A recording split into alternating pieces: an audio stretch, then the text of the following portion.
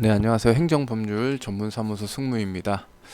오늘은 이제 학교폭력 관련해서 이렇게 말씀 좀 변경돼요. 내년 3월부터 변경이 되거든요. 지금 언론에도 계속 나오고 있는데, 기존의 시스템은 이제 전담 기구에서 사안 조사를 하고요. 학교 전담 교사가 전담 하고, 이제 이거를 전담 기구가 열리면서 학교장 자체 종결을 확인하게 됩니다. 뭐 전치 이주 뭐 진단서가 제출됐는지, 뭐 재산상 피해가 회복이 가능한지 뭐 이렇게 되고, 피해 학생이 동의하는지 이렇게 보는데, 여기서 이제 동의를 하게 되면은 이제 요건이 충족되고, 동의를 하게 되면은 자체 종결로 처리가 되고, 이제 요건이 미충족되거나 총 자체 종결 요건이 충족이 되더라도 이제 피해 학생 쪽에서 보호자님이든지 뭐 동의를 하지 않게 되면 이제 심의위원회로 이제 요청을 하게 되죠. 뭐 말 그대로 학폭위가 열리는 거죠. 근데 바뀌어요. 이제 학교 전담 조사관이라는 제도가 생깁니다. 이게 이제 밑에서 말씀드릴 건데, 전담 조사관이 지금 경찰은 아니에요. 그렇다고 이분들이 경찰은 아니고, 현직 경찰은 아니에요. SPO, 스쿨 폴리스 오피서는 아니고, 하여튼 이 사람들이, 이 분들이 사안 조사를 하게 되고요. 그럼 이제 전담 교사는 없어지겠죠. 뭐 아니면 뭐 도움을 주는 정도 되겠고, 그 이유는 똑같습니다. 이렇게 하게 되고, 자체 종결되면 똑같아요. 그런데 자체 종결이 안 되는 상황에서는 이제 사례회의를 하게 됩니다. 다시 교육지원청에서 이제 학교폭력 제로센터장이라고 하는 사람이 학교폭력 제로센터라는 곳에서 학교폭력 사례회의를 하고, 변호사나 뭐 전담 조사관 들어오고 이렇게 해서, 이게 만약에 해야 되겠다라고, 심의를 해야 되겠다고 하면 이제 심의 요청을 하게 되죠. 대책 심의가 열리게 됩니다. 좀 더 복잡해졌고 좀 더 전문성이 있어졌다고 볼 수 있는 거죠. 옛날에 보호자님들 마찬가지로 좀 억울한 거 있잖아요. 사실 학교 폭력 하다 보면 전담 교사분들이 이제 전문적인 조사관도 아니고, 사실 뭐 이렇게 하는 업무도 아니시다 보니까 좀 빨리 끝내려고 하는 경향도 있고, 아니면 좀 묻으려는 경향도 있고, 뭐 그릇이 아니신 분이 더 많지만, 뭐 빨리 끝내려고 학생들이 부인하면 내가 불러준대 저거 해서 이렇게 되는 사례도 많거든요. 그래서 이런 경우가 발생을 했죠. 근데 지금은 이제 이렇게 되면, 이렇게 바뀌게 되면 어떻게 되는지 한번 전체적으로 한번 살펴볼게요. 제가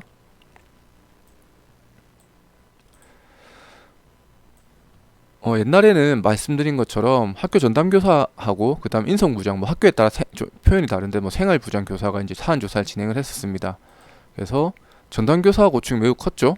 저도 이제 심리학 석사 대학원을 다니면, 이제 전 일반 대학원인데 교육대학원 선생님들이 오세요. 그럼 담임 교사 선생님들도 오시고 막 하면은, 전담교사 뭐 지금 또 전담 동기 쌤들이 이제 학교에 근무하고 계신데, 전담교사분들 전화가 많이 와요. 이런 사안 어떻게 처리해야 되냐고. 저는 이제 뭐 대학원 동기니까는, 이런 사안은 좀 이렇게 하셔야 될 것 같다고, 이렇게 그냥 법률에 따라서 자문해 드리는 거죠. 뭐 누구 편 드는 게 아니라 학교의 폭력 예방법에 따라서 이 부분을 이렇게 진행하셔야 되는 게 옳다, 뭐 이렇게 말씀을 드리는데, 아무튼 그렇게 됐어요. 옛날에는 그렇게 해서 고충이 매우 컸어요. 근데 그래서 전담고사 안 하려고 하죠. 사실 대부분이 뭐 한다 보면은 뭐 신입, 뭐 올해 임용된 선생님들이나 2년차 선생님들 막 맡기고 이래가지고 막 문제가 많은데, 그래서 이제 내년 3월부터는 바뀝니다. 이제 학교 전담교사에서 이제 전담조사관이라는 게 퇴직한 경찰이나 퇴직한 선생님들 위주로 해서 전담조사관 제도를 만들어요. 그래서 그분들이 활동을 하게 되고, 이제 그런 내용을 오늘 행정안전부, 교육부, 경찰청이 이제 발표를 했습니다. 7일자로. 전에부터 얘기는 있었는데. 그래서 전담교사는 누가 하냐, 조사관은 누가 하냐. 그래서 학교폭력, 생활지도, 수사조사 경력이 있는 퇴직 경찰관이나 교원들이, 그러니까 교직원들이죠. 이제 인력풀을 구성해서 합니다. 이제 학교에 배치되는 건 아니고요. 교육지원청에서 총 15명이 근무를 하게 되죠.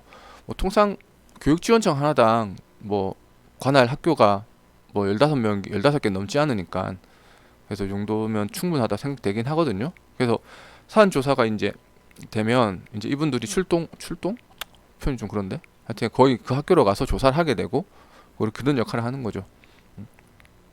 그래서 옛날이라면은 이제 전담 교사가 있었는데, 이제는 전담 조사관의 결과를 토대로 자체 종결 여부가 결정이 되는 거죠. 예. 좀 더 이것도 모르겠어요. 네.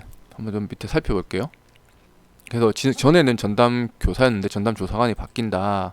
그래서 전담 조사관이 이제 자체 종결 사안이 아니라고 생각되면 학교 폭력 제로 센터라는 게 이제 교육지원청에 생깁니다. 그리고 그 안에 학교 폭력 사례 회의가 생겨요.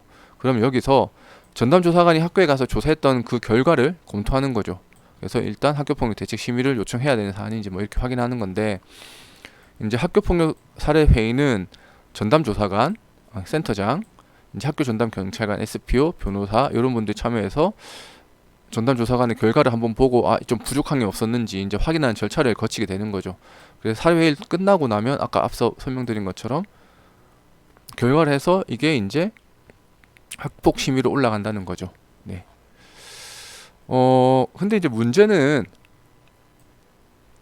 이제 우려되는 사항이 있어요. 우려되는 사항이 뭐냐면, 일단은 학교폭력 예방법 자체가 입법 목적이 1조에 나와 있어요. 피해 학생의 보호 및 가해 학생의 선도와 교육이에요. 기존에는. 그래서 일선 학교에서 판단하는 교육지원청 대책심의에서 판단하는 것들이 교육 전문가로서 폭넓은 재량권이 인정이 됐죠. 네.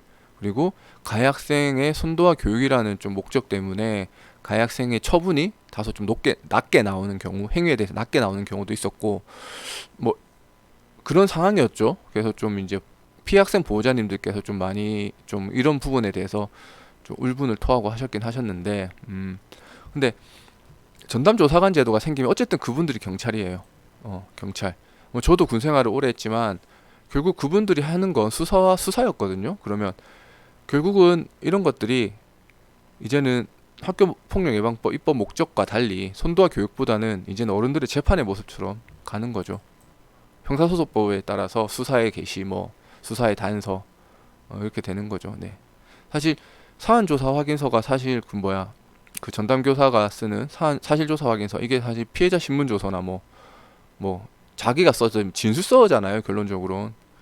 그래서 점점 앞으로는 법률과 법리가 더 중요해지는 시기가 오는 거죠, 사실은.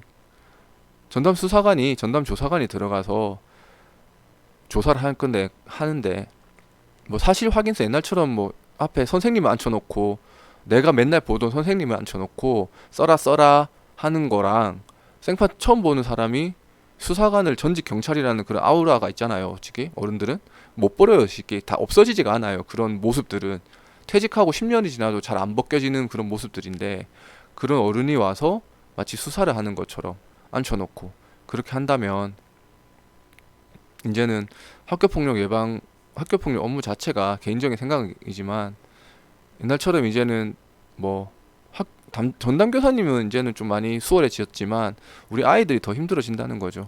네, 점점 이제 생판 모르는 어른이 와서 적어라고 하고 이게 맞냐 안 맞냐 따질 수도 있는 부분이고, 제도가 정착이 되면 나중에는 뭐 그런 점이 사라지겠지만 제도가 정착되기 전까지는 시행착오가 발생할 거잖아요.